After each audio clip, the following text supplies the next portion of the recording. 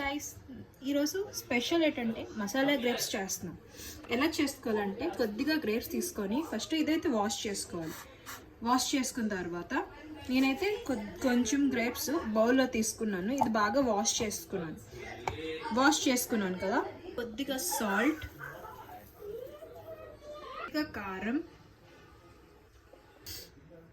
కొంచెం వెనిగర్ బదులు నిమ్మకాయ కూడా స్క్వీజ్ చేసుకోవచ్చు.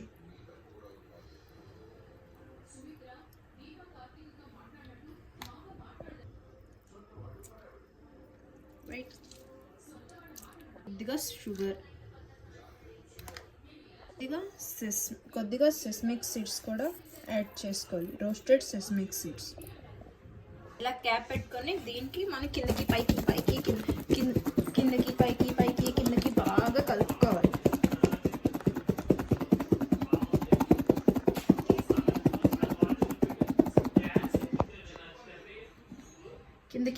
కిందకి పైకి బాగా మసాలా వేసుకున్నాం కదా, కిందకి పైకి బాగా కలుపుకున్నామా.